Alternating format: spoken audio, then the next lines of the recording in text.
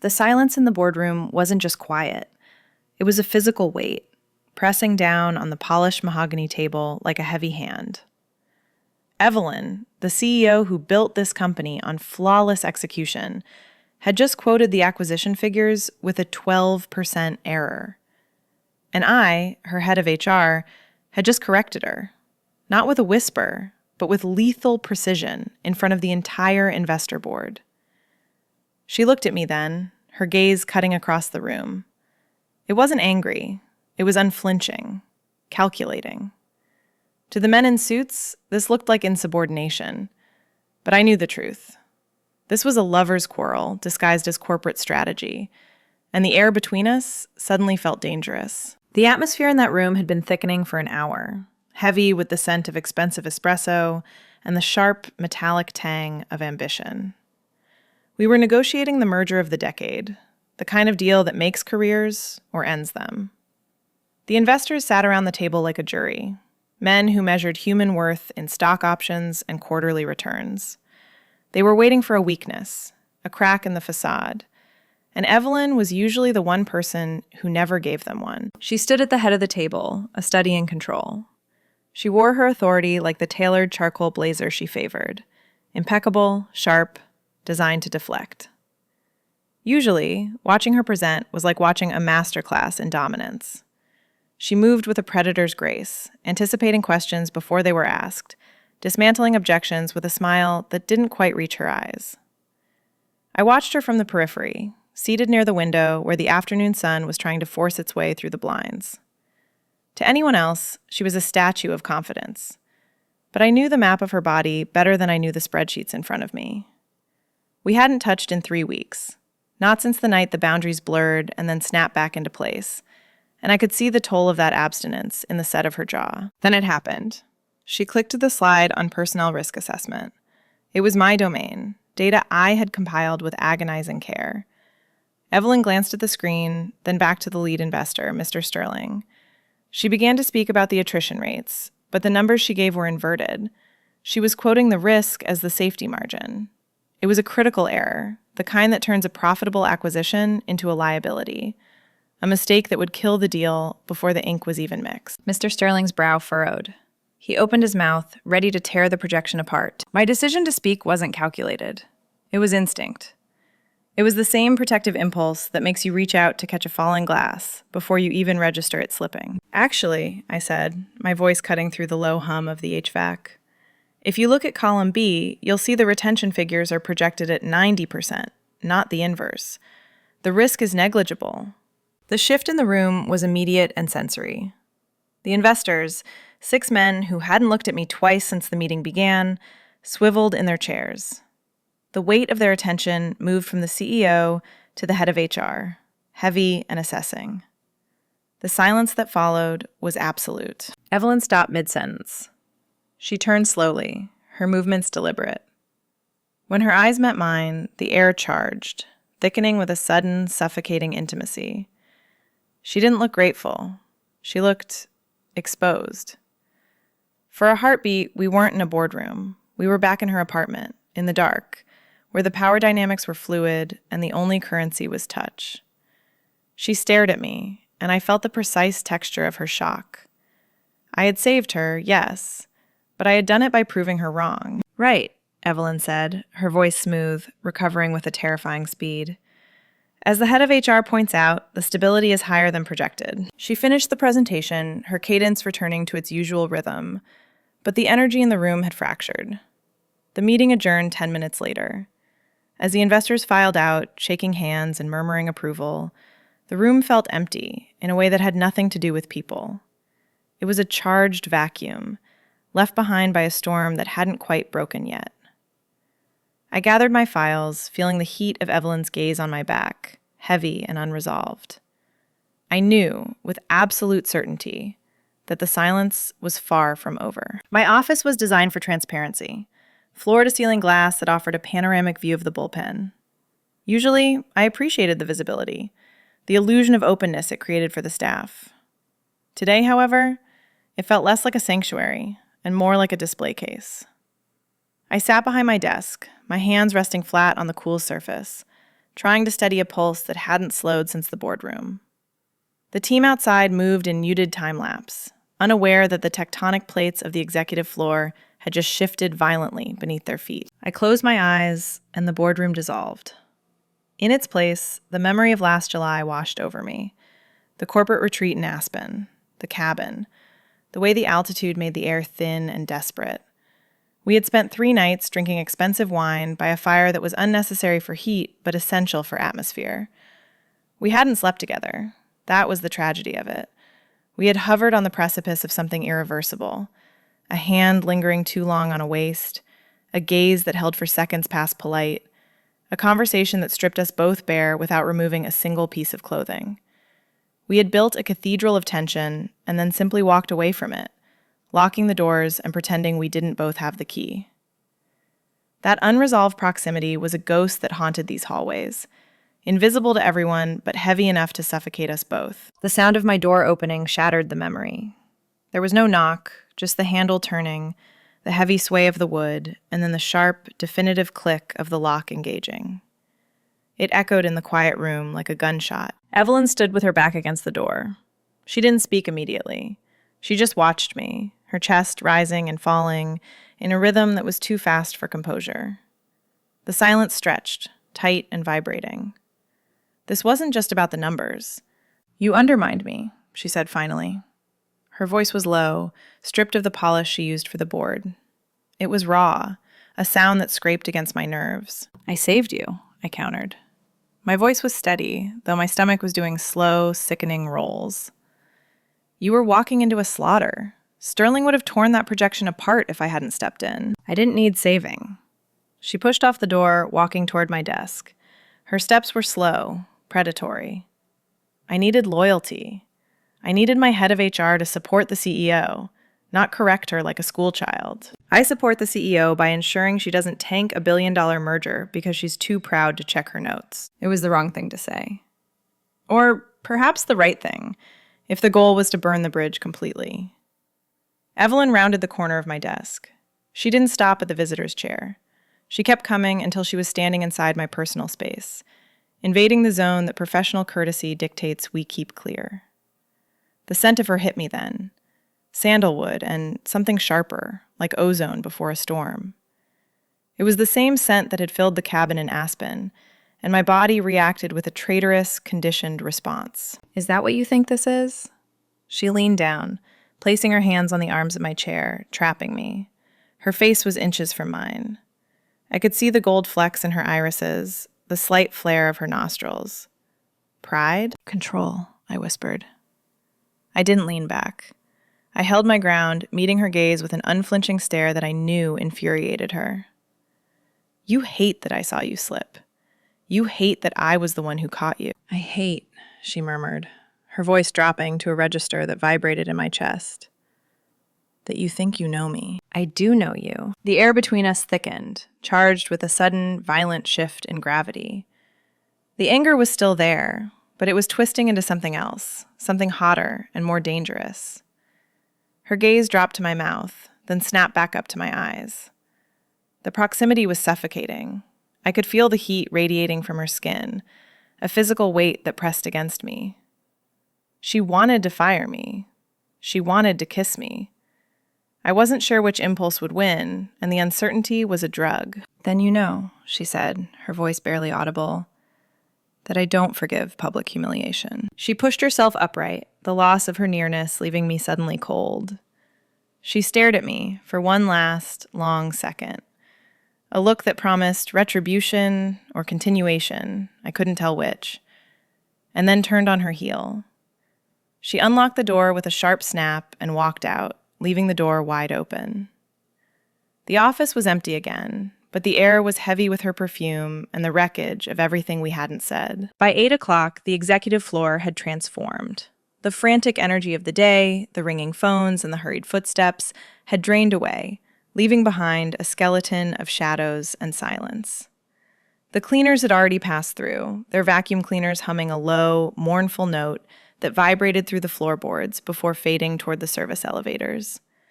Now, the only light came from the city grid outside, a cold, indifferent constellation of steel and glass that offered no comfort. I sat in the pool of light cast by my desk lamp, the rest of the office falling away into darkness. I had been staring at the same paragraph of the compliance report for 45 minutes. The words swam on the page, refusing to coalesce into meaning. Every time I tried to focus on the text, my mind traitorously snapped back to the sensation of Evelyn's breath on my cheek, the heat of her body blocking out the rest of the room. The ghost of her proximity was more distracting than her actual presence. When she was here, I could fight her. When she was gone, I was left fighting myself. I pushed the report away, the paper sliding across the mahogany with a dry hiss. I needed to be honest about why I had spoken up in the boardroom. It wasn't just the error. It wasn't just the 12% variance or the risk to the acquisition. It was Sterling. I had seen it during the coffee break, before the presentation began. Sterling, the lead investor with the silver hair and the eyes that assessed women like livestock, had leaned in too close to Evelyn. He had placed a hand on her arm, a touch that lingered a fraction of a second too long, a proprietary pat that dismissed her authority while pretending to praise it. Evelyn hadn't flinched. She was too disciplined for that. She had smiled, that practiced, razor-thin smile, and shifted her weight to break the contact. But I had seen the tension in her neck. I had felt a spike of possessiveness so sharp it tasted like copper in my mouth. When I corrected her later, when I cut her down in front of him, it wasn't just about saving the deal. It was a message to him, written in the code of corporate violence. You think you can patronize her? You think you can touch her? You don't even know her. The silence of the floor stretched tight, like a wire waiting to be plucked. I stood up, the movement feeling loud in the empty room.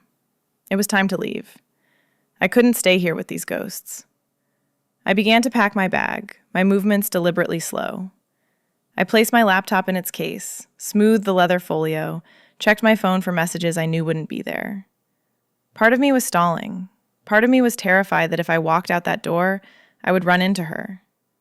Another, more treacherous part of me was terrified that I wouldn't. I turned off the desk lamp.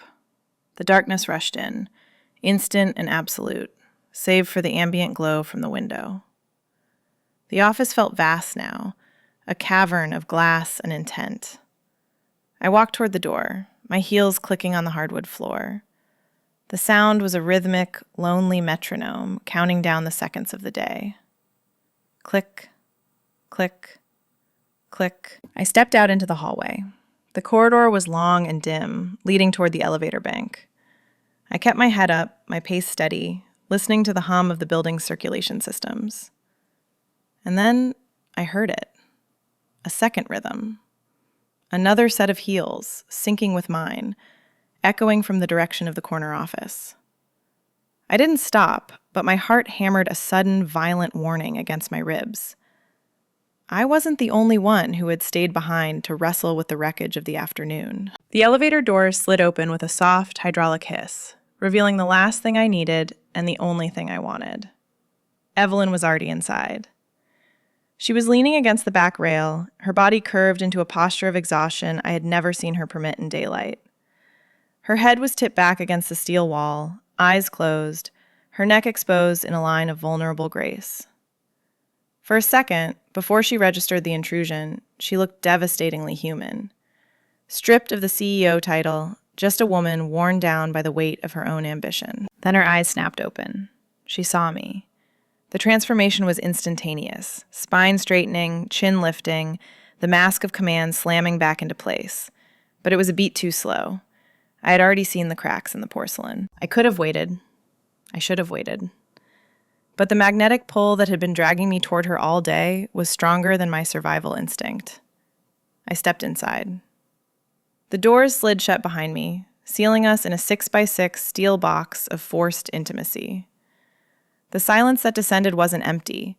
It was heavy, pressurized, a physical substance that filled the space between us. We stood on opposite sides of the car, watching the digital numbers count down. 40, 39. The air was thick with the scent of her, that familiar mix that triggered a Pavlovian spike in my heart rate. I watched her reflection in the polished brass of the control panel. She was staring straight ahead, rigid, but I saw her eyes dart to my reflection, then quickly away. The tension was a vibration, a low-frequency hum that seemed to match the mechanical whir of the cables lowering us through the spine of the building. We were two celestial bodies trapped in a decaying orbit, terrified of the collision. "It's raining," she said. Her voice was rough, stripped of its usual polish. It wasn't an olive branch, just a tired admission of reality. "I know," I replied, my voice sounding too loud in the confined space. I heard it against the glass. "My driver canceled. The storm has gridlocked the city." She sighed, a sound that seemed to scrape the bottom of her lungs. She lifted a hand to rub her temple, then let it slide down to her wrist. She began to massage the joint of her thumb, a slow, repetitive motion. My gaze locked onto that movement. I knew that wrist. I knew the delicate architecture of bones beneath the pale skin. I remembered a night 3 months ago, in the back seat of a town car, when I had pressed my lips to that exact spot. I remembered the taste of her pulse, fluttering against my mouth like a trapped bird, frantic and alive. The memory hit me with the force of a physical blow, a phantom sensation of touch that made my own hands ache with the need to reach out. Suddenly, the elevator shuddered, a mechanical hiccup as it passed a maintenance floor. It was a minor jolt, but in the high-tension silence, it felt seismic. Evelyn stumbled slightly in her heels, her balance compromised by exhaustion. Instinct moved faster than thought. I shifted, my hand shooting out to steady her. I didn't make contact. I stopped inches from her arm, but the movement collapsed the distance between us. We froze. I was suddenly close enough to count the lashes framing her wide, startled eyes. Close enough to feel the heat radiating from her body, a wave of warmth that crossed the gap and settled into my bones. The air between us charged, crackling with static. Her eyes locked onto mine, dark and unreadable. The anger from the afternoon had dissolved into something rawer, a terrifying hunger that mirrored my own. She didn't back away. She stayed there, in my personal space, breathing the air I exhaled. "Rachel," she breathed. My name sounded like a prayer or a curse on her tongue. My hand was still hovering near her elbow. The space between my palm and the wool of her sleeve felt thick, electric. If I touched her now, if I closed that final, dangerous inch, we would never make it to the lobby. The elevator would become a confession booth. I could feel the gravity of her, the sheer weight of her proximity pulling me in. I wanted to lean forward. I wanted to bury my face in the curve of her neck and let the world burn down around us. Ding! The sound was a violent intrusion. The doors slid open, revealing the marble lobby and the cold, wet night beyond. The spell shattered. We stepped back, the distance returning like a sudden draft, leaving us cold and breathless. The lobby was a cavern of marble and echo, but the world outside was a blurred watercolor of violence. Through the revolving glass doors, I could see the city dissolving. Rain didn't just fall, it hammered against the pavement, turning the streetlights into smeared streaks of neon bleeding across the asphalt. It was the kind of weather that stripped the city of its pretenses, leaving only the cold and the urgent need for shelter. Evelyn stopped just short of the doors. She pulled her phone from her coat pocket, the screen casting a pale, ghostly light across her features. I watched her thumb hover, then tap, then swipe, with a jagged frustration that betrayed her composure. She held the device to her ear, waited, and then lowered it slowly, the line of her shoulders dropping an inch. It was a small movement, barely a flinch, but to me, it looked like a collapse. The invincible CEO, the woman who moved millions with a signature, was suddenly just a person, standing in a drafty lobby, stranded by logistics and a storm front. I stood a few feet behind her, protected by the distance but tethered by the pull. I could have walked past. I could have offered a polite nod, braved the sprint to the parking garage alone, and driven home to a glass of wine and the safety of solitude.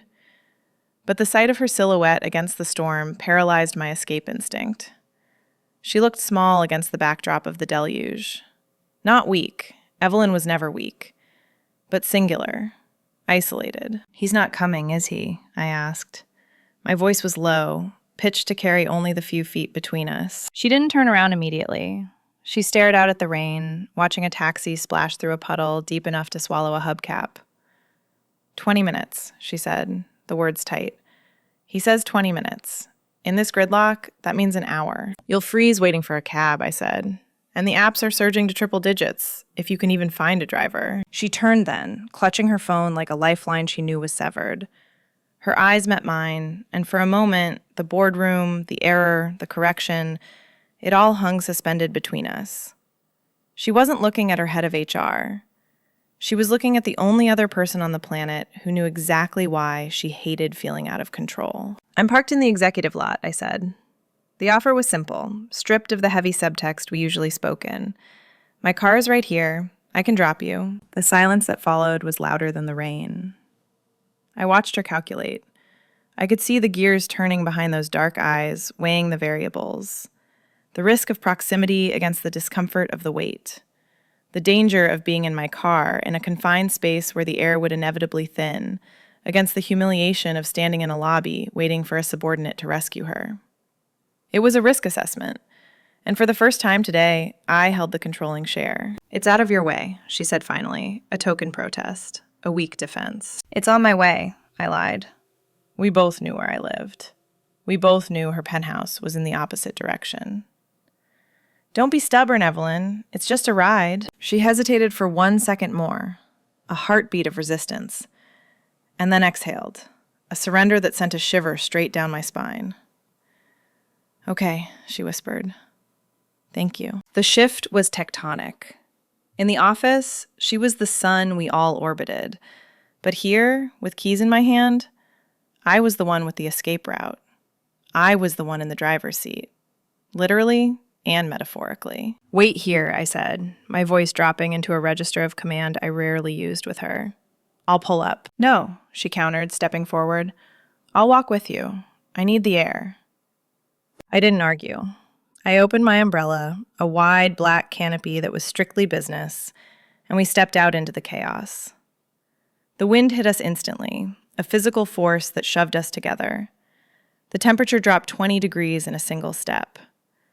To keep dry, she had to move into my space, pressing her shoulder against mine. The contact was electric. Through the layers of her wool coat and my trench, I could feel the heat of her arm, the solid reality of her presence.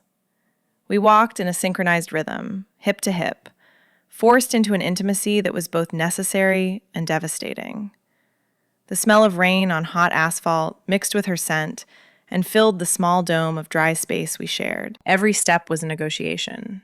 Her arm brushed mine. She didn't pull away. The wind whipped a strand of her hair across my face. I didn't brush it aside.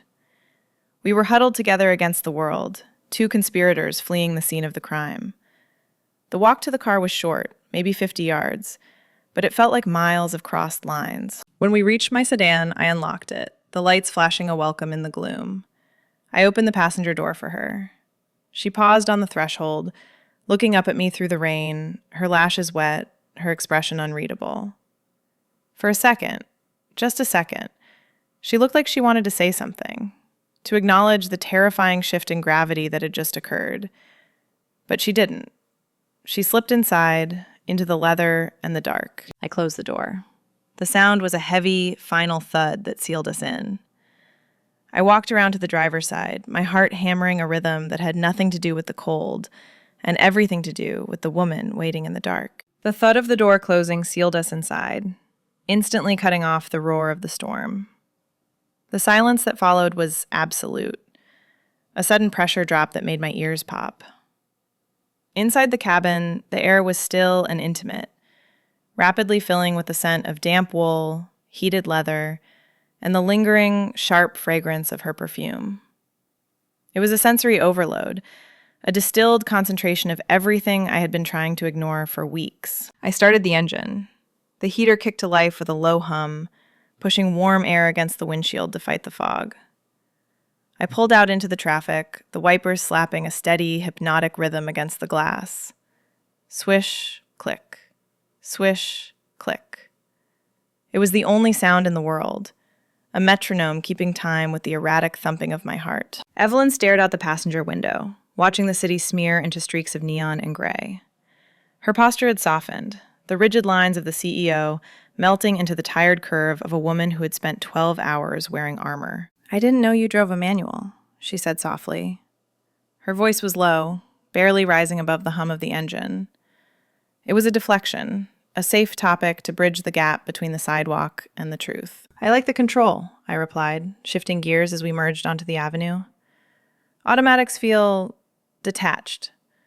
I like to know exactly when the power shifts. She turned her head then, looking at my hand on the gear shift. Her gaze was heavy, tangible. You would, she murmured. There was a ghost of a smile on her lips, a teasing edge that hadn't been there in the boardroom.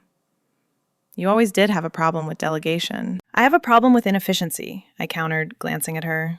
There's a difference. Is there? She shifted in her seat, angling her body toward me. The movement brought her knees closer to the center console, closer to me. The leather creaked, a sound that felt obscenely loud in the quiet car. You drove the negotiation today the same way.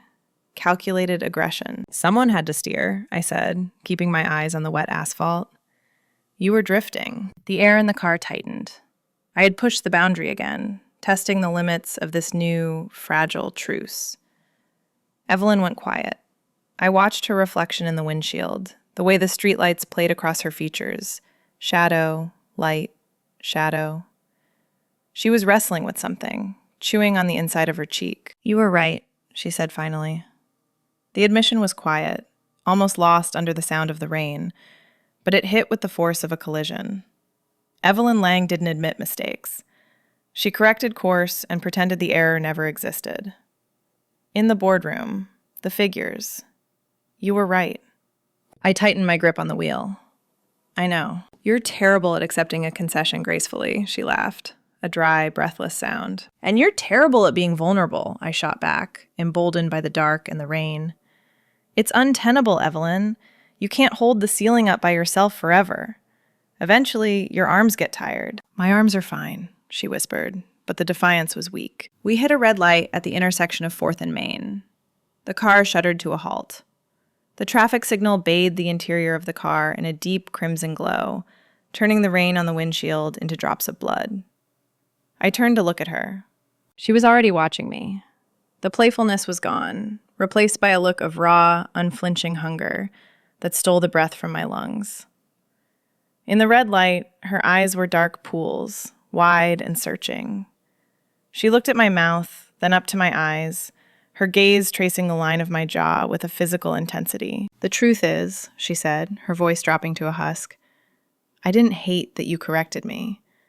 I hated that it turned me on. The confession hung in the air, heavy and electrified. My hand was resting on the gear shift. Slowly, deliberately, Evelyn moved her hand to the center console. She didn't touch me. She placed her fingers inches from mine, close enough that I could feel the heat radiating from her skin. It was a magnetic pull, a terrifying gravity. The texture of the moment was thick, suffocating. If I moved my pinky finger 1 inch to the right, I would brush against her.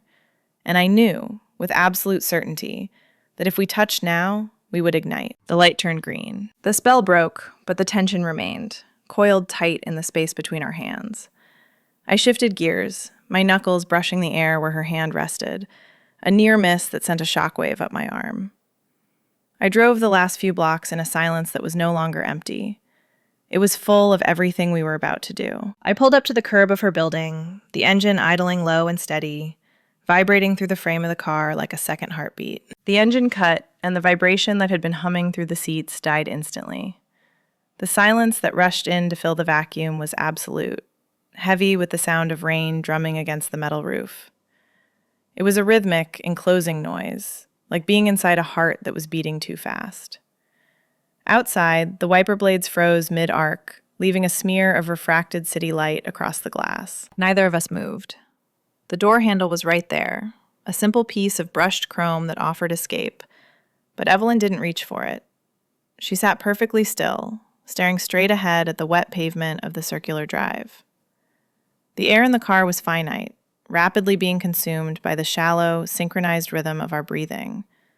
This was the precipice. This was the moment where the night could end with a polite nod and a "see you tomorrow," or it could fracture into something entirely different. The question hung suspended in the dark cabin, tangible and suffocating. Were we colleagues saying goodnight? Or were we something else entirely? "I have the acquisition files upstairs," Evelyn said. Her voice was steady, but it lacked the usual weight of her authority. It was thin, stretched tight over a pulse I could practically hear. "We should review the counteroffer strategy before the market opens. Sterling is going to want blood in the morning." It was a lie. We both knew it. The strategy was sound, the files were digital, and we had both spent 12 hours dissecting every variable. But it was a necessary fiction, a flimsy bridge built over a chasm neither of us was quite ready to jump. It gave us plausible deniability. It gave us a reason to extend the proximity that was currently making my skin prickle. "Strategy," I repeated, tasting the word. It felt heavy on my tongue. "We wouldn't want to be unprepared." "No," she whispered, finally turning to look at me. Her eyes were dark, dilated in the shadows. "I never want to be unprepared again." She opened her door, letting the cold, damp air rush in, breaking the seal. I killed the headlights and followed. The lobby of her building was a different world from the corporate glass and steel of our office. It was hushed, scented with white tea and old money. The concierge nodded as we passed, a discreet, practiced movement that acknowledged Evelyn's presence without observing her company.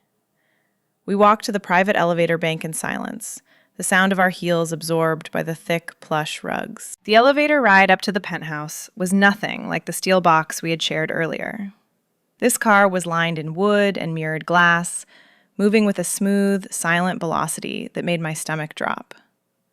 But the anticipation was the same, only sharper. In the office elevator, there had been the safety of a destination, the lobby, the street, the public eye. Here, the destination was a dead end. There was nowhere to go but in. The numbers on the digital display climbed higher, 30, 35, 40, and with every floor, the air grew thinner. I watched Evelyn in the reflection of the doors. She was staring at the numbers, her jaw set, her hands clutched around her clutch so tightly the leather creaked. She looked like someone marching toward a firing squad. Or a salvation. The doors slid open directly into a private vestibule. There was no hallway, no neighbors to witness the transgression, just a single, heavy door of dark walnut standing between us and the sanctuary of her private life. Evelyn stepped out, and I followed, the doors closing behind us with a soft, final whoosh. The silence here was profound. It pressed against my ears. Evelyn reached into her bag for her keys. She fumbled, missing the lock plate on the first try. Metal scratched against metal, a harsh, clumsy sound that tore through the sophisticated veneer of the evening. She froze, her hand still hovering near the lock. She took a breath, a ragged intake of air, and closed her eyes for a second. It was a moment of devastating humanity, terrified by how much she wanted the person standing behind her. "Here," I said softly. I didn't take the keys from her. I just stepped closer, bringing my body into the orbit of hers. "Let me." She didn't resist. She stepped back, relinquishing control in a way that felt more intimate than a touch. I took the keys from her damp palm. Our fingers brushed, a fleeting contact of skin on skin, and the heat of it shot up my arm like a flare. I found the lock, turned the key, and pushed the heavy wood inward. The apartment was dark, illuminated only by the ambient glow of the city skyline spilling through floor-to-ceiling windows. It looked like a stage set, immaculate, cold, lonely. "After you," I murmured. Evelyn walked in, her heels clicking on the hardwood of the foyer. I paused on the threshold. Crossing this line meant leaving the safety of the subordinate behind. It meant entering a space where the rules of the boardroom didn't apply. I looked at her back, at the rigid line of her spine, and I knew there was no going back. I stepped inside. The door clicked shut behind me, locking the world out, and locking us in. The lock clicked, and with that mechanical snap, the fiction of the evening dissolved. We weren't here for the acquisition files. We weren't here to discuss Sterling or the variants. The silence that filled the expansive room was different than the pressurized quiet of the car. It was vast, hungry, and waiting to be filled. Evelyn turned away from me, walking slowly toward the floor-to-ceiling glass that looked out over the drowning city. She reached up and unbuttoned her coat.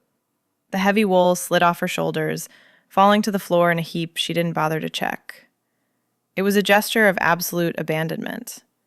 She wasn't the CEO managing her assets anymore. She was just Evelyn, standing in a cream silk blouse that clung to the tension in her frame, looking out at a city she usually commanded, but tonight seemed to fear. I didn't turn on the lights. The ambient glow from the skyline was enough, painting her silhouette in shades of charcoal and silver. I walked toward her. The rug swallowed the sound of my heels, making my approach predatory, silent. I stopped exactly 1 foot behind her. I could see the rapid, frantic pulse beating in the side of her neck. I could smell the rain drying on her skin, mixing with the scent of expensive perfume. "We should look at the files," she said. Her voice was a ghost, barely there. She didn't turn around. She was giving me one last chance to back out, to keep this professional. "There are no files, Evelyn," I whispered. She exhaled, a shuddering breath that racked her spine. "No, there aren't." I closed the distance. It wasn't a decision. It was a magnetic inevitability. I placed my hands on her waist. The silk was cool to the touch, smooth and fluid, but the skin beneath it was burning. She gasped, a sharp intake of air, but she didn't pull away. Instead, she leaned back into the touch, her body aligning with mine as if we were 2 pieces of the same fractured whole, finally finding our jagged edges. "You were terrifying today," she murmured, her head tipping back to rest against my shoulder. "In the boardroom. You looked like you wanted to destroy me." "I wanted to own you," I corrected, my thumbs tracing the sharp line of her hip bones through the delicate fabric. "There's a difference." She turned then, slowly, in the circle of my arms. Her face was inches from mine. The darkness hid the fine details, but I knew the map of her expression by heart. I knew the dilation of her pupils, the slight parted tremble of her lips. She reached up, her cool fingers grazing my jawline, tracing the pulse that hammered there. "Prove it," she challenged. It was a whisper, but it carried the weight of a command. I didn't hesitate. I leaned in, and the first brush of our lips was tentative, a question asked in the dark. "Is this real?" But then she made a sound, a low, keening noise of need in her throat, and the hesitation evaporated. I kissed her, not with the politeness of a colleague, but with the starving intensity of a lover who had been denied for months. It was unflinching. It was a reclamation. Her hands tangled in my hair, pulling me closer, erasing the last millimeter of space between us. The kiss deepened, tasting of rain and suppressed desire. I felt the sharp, cold edge of her diamond earring press against my cheek, the softness of the silk blouse under my palms, the desperate strength in her grip. This wasn't just passion. It was a conversation we had been having in code for 3 years, finally spoken aloud. We stumbled backward, blind to the room, guided only by the gravity of our bodies. Her back hit the wall, a solid thud that vibrated through us. I pressed against her, pinning her there, the weight of our proximity finally settling into something tangible. "Rachel," she breathed against my mouth, her composure shattered. She laughed then, a breathless, broken sound of relief, and pulled me back up to her lips. The storm outside raged on, battering the glass. But inside, in the dark sanctuary of the penthouse, the only thing that mattered was the heat of her skin and the terrifying, exhilarating freedom of finally touching the woman I had been protecting from a distance for far too long. The secret wasn't just out, it was ours, and the weight of it didn't feel like a burden anymore. It felt like an anchor, holding us steady. Morning light didn't filter in, it invaded. The dawn was sharp and surgical, slicing through the floor-to-ceiling glass of the penthouse to expose dust motes dancing in the air and the stark reality of what we had done. The storm had passed, leaving the Dallas skyline scoured clean and innocent, but inside, the atmosphere was heavy with a different kind of pressure. I found Evelyn in the kitchen, standing over the espresso machine like it was a complex instrument of war she was calibrating. She was already fully dressed, armor back in place, the charcoal silk blouse buttoned to the throat, hair pinned into its severe, perfect chignon. But her hands were gripping the cold marble counter hard enough to turn her knuckles white. She didn't turn when I entered. The domesticity of the scene, the hiss of the steam wand, the smell of roasted beans, felt fraudulent against the backdrop of our titles. CEO, head of HR. In this unforgiving light, we weren't lovers. We were a compliance violation, a conflict of interest, a scandal waiting to break the stock price. "We have to disclose," she said, her voice flat, staring into the dark liquid dripping into her cup. "If we don't, and they find out—" "They will find out," I said, leaning against the doorframe. I was still wearing yesterday's clothes, a wrinkled testament to the night's unraveling, holding my shoes in one hand. Sterling is already watching. He feels the shift. If we hide this, it looks like guilt. It looks like leverage he can use. Evelyn turned then. Her eyes were shadowed, exhausted, but the fear in them was sharp and specific. "And if we disclose, the board will see it as a lack of judgment. Sleeping with a subordinate during a critical merger? It's reckless, Rachel. It's exactly the kind of weakness Sterling has been waiting for. The jealous eyes of this industry don't look for love. They look for liability." "It's only a liability if you apologize for it," I countered. I walked to her, invading that personal space she usually guarded so fiercely, placing my shoes on the floor. I took the coffee from her hand and set it down, forcing her to look at me, not the distraction. "You are the CEO. You don't ask for permission to have a personal life. You inform them of a change in status. You control the narrative." "You make it sound like a press release." "It is," I said, my voice steady. "It's the most important press release of your life. You walk into that boardroom, you look Sterling in the eye, and you tell him that to ensure full transparency and ethical compliance, you are disclosing a relationship. You don't tremble, you don't hedge, you own it. You show them that your integrity is stronger than their scrutiny." She searched my face, looking for the certainty she felt slipping away, her gaze tracing the line of my jaw. "And what about you? They'll say you slept your way to the middle. They'll strip you of your credibility." "Let them try," I said, my voice unflinching. "I know my numbers. I corrected your error yesterday, remember? I don't need their approval. I just need you to be as brave out there as you were in here last night." The challenge hung between us, vibrating in the quiet kitchen. Evelyn took a breath, the air hissing through her teeth. She looked at the city skyline, then back at me. The tension in her shoulders began to unspool, replaced by the steel spine that had built this company from the ground up. She reached out, her cool fingers brushing my cheek, a touch that was possessive, solid, and terrifyingly real. "Get dressed," she said, a small, dangerous smile finally touching her lips. "If we're going to do this, we're taking my car. And I'm driving." The drive to the office was silent, but it wasn't the fearful silence of the elevator ride. It was the calm before an airstrike. We moved through the morning traffic with precision, the engine humming a low note of power. When we pulled up to the curb of the headquarters, there was no hesitation. We didn't stagger our arrivals. We didn't pretend to be strangers. We stepped out into the morning air together. We walked through the revolving doors together, shoulder to shoulder, measuring the distance between us not in feet, but in intent. The lobby went quiet.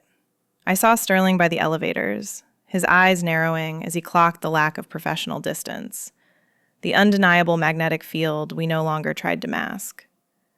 I didn't look away. I offered him a small, razor-sharp smile. The secret was out, and the wait was gone. If you've ever risked it all for the truth, subscribe and tell me your story.